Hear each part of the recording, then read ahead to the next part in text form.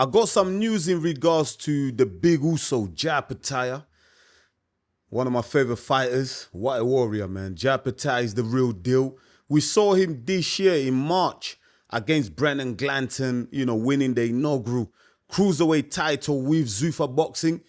But at the same time, he was stripped of his IBF title, a title that he's worked so hard to win back. They've stripped him back in the day. He won it back, had to battle hard. And they stripped him, man. The IBF decided to strip him. So it feels like everything goes against Jai Opetaia, man. He calls out all these big names, all the Ramirez, David Benavidez, but it just seems like none of these guys ever want the smoke with the big Uso, man. But the news is that Jai Opetaia is to fight on the undercard of Ryan Garcia versus Conor Benn, the fight that's going to take place in Vegas at the T-Mobile Arena. Now, the opponent has not yet been confirmed.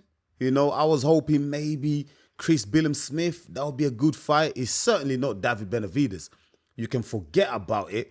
But yeah, Jai Opetaia is set to make his return to the ring on the undercard of Ryan Garcia versus Conor Benn in Las Vegas. Now, the likely opponent, the name that's making the rounds, is this guy here, Robin Serwan Safar. The Swedish national living out in Vegas. He's with Golden Boy Promotions, and we already know that Ryan Garcia versus Conor Benn is a Golden Boy and Zuffa Boxing co-promotion. So it's only right that they're going to have some of their fighters on the undercard in it. It makes sense. And this guy, Serwan Safar, he's undefeated, 20 bouts, 13 KOs.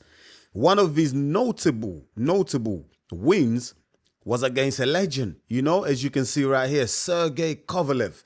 The win came back in 2024. Now, we already know, man, 2024 Sergey Kovalev is not the Sergey Kovalev of 2015, man. He's not the same guy that fought Andre Ward.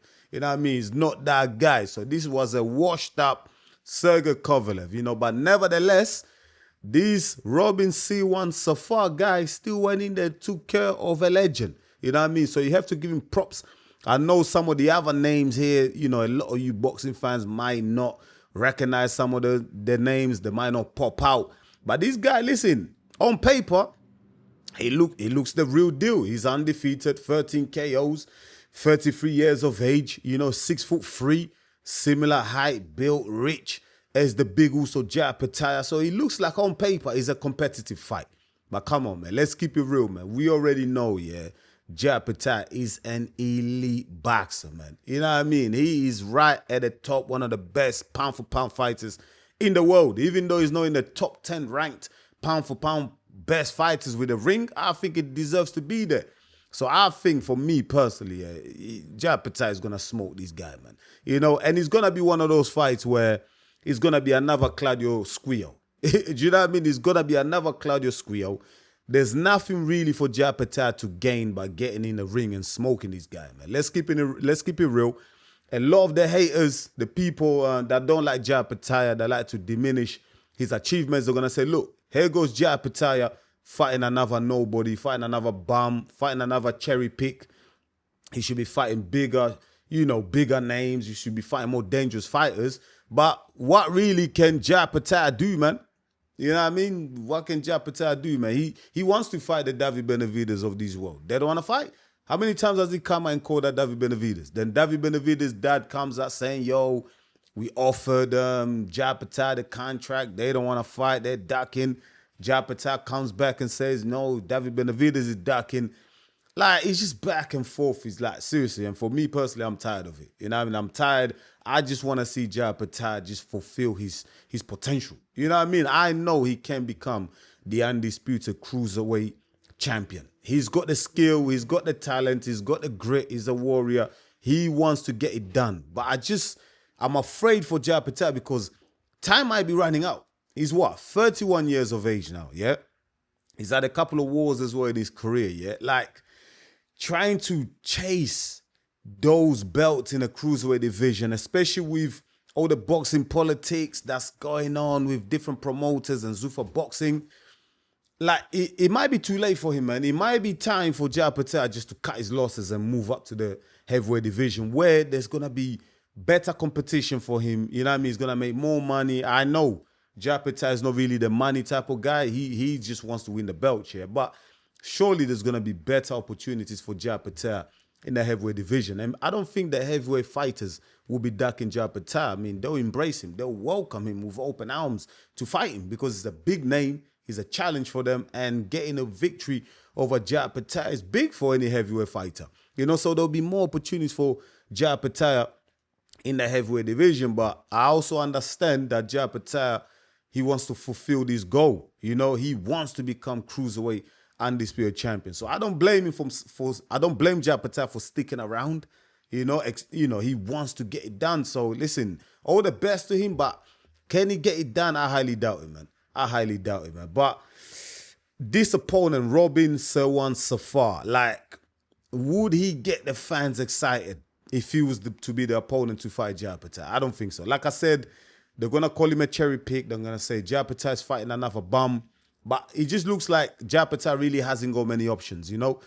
Another potential opponent for Jai Opetaia is Chris Billam-Smith because he's also signed to Zuffa Boxing. So that's an easy fight to make. But I'm just looking from a business point of view, like, will Dana White make a Chris Billam-Smith versus Jai Opetaia on the undercard of a Ryan Garcia versus Conor Benn fight? You know what I mean? I don't think so because Jai Opetaia versus Chris Billam-Smith, that's a main event in itself. That's a Zuffa main event, especially with the Zuffa Cruiserweight belt on the line. You know, like these two guys have some history. They've gone back and forth. Jai Opetaia has had some things to say about Chris Billam-Smith. Chris Billam-Smith has said some stuff as well in the past. You know, I know he's ducked Jai Opetaia, but now Chris Billam-Smith is kind of open to fighting Jai Opetaia. You know, he's come out recently in interviews and he's welcomed the fight against Jai Opetaia. He wants that smoke now. A couple of years ago, he didn't want it when he had the belt. But now that he doesn't have a belt, he's got nothing going for him.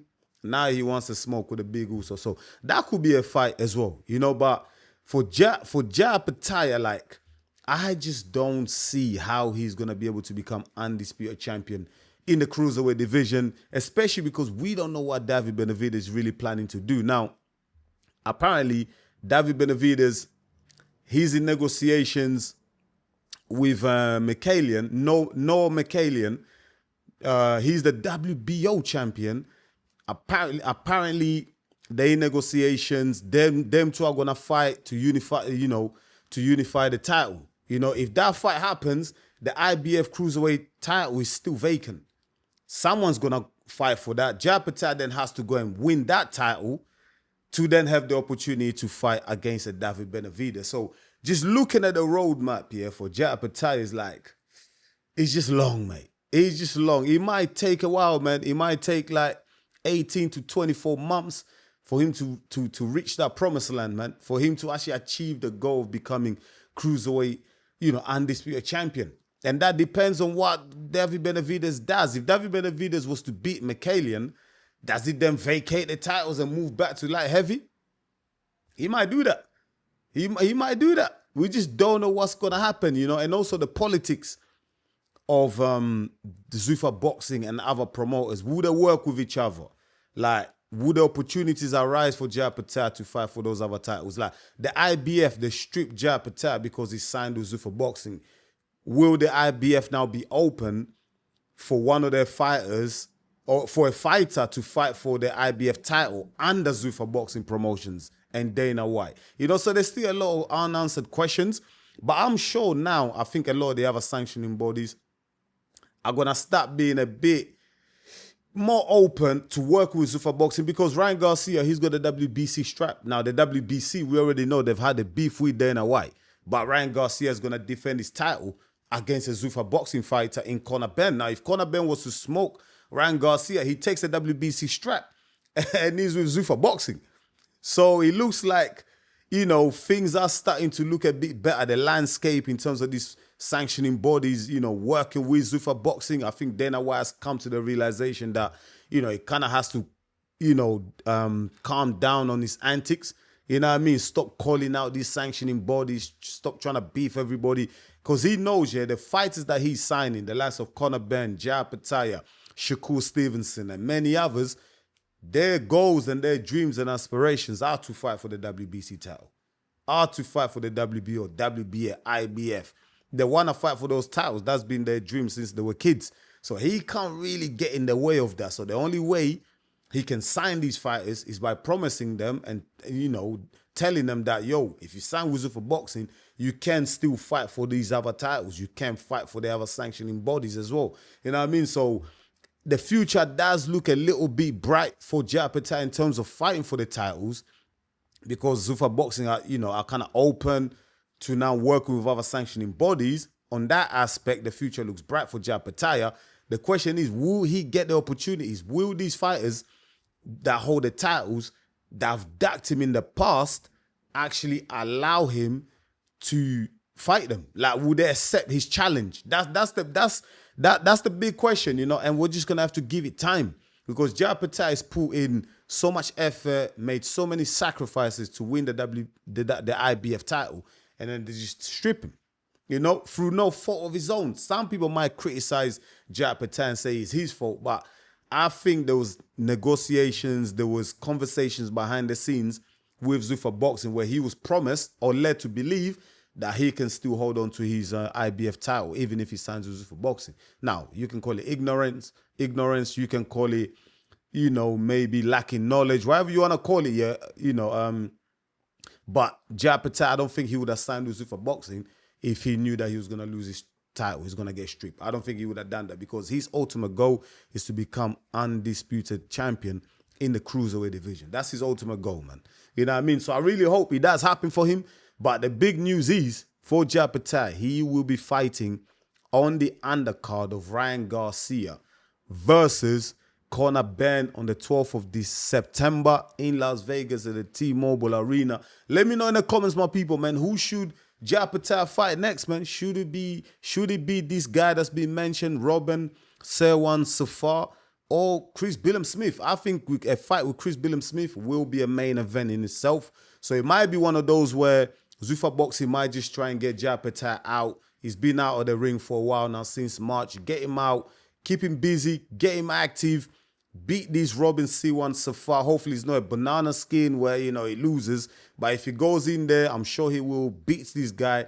Then we might see a fight against Chris Billam-Smith for the Zuffa Cruiserweight title. And then after that, you never know, man. Things might open up. He might fight for the other titles. But let me know your thoughts in the comments, my people. I would really appreciate. Once again, thank you so much for watching EMGM Sports. It's me, your boy Enzo, the realest in the game. Please don't forget to smash the likes. And if you're new to the channel, please go ahead and subscribe. I'll be back real soon with another one. Until then, stay blessed, my people. Peace.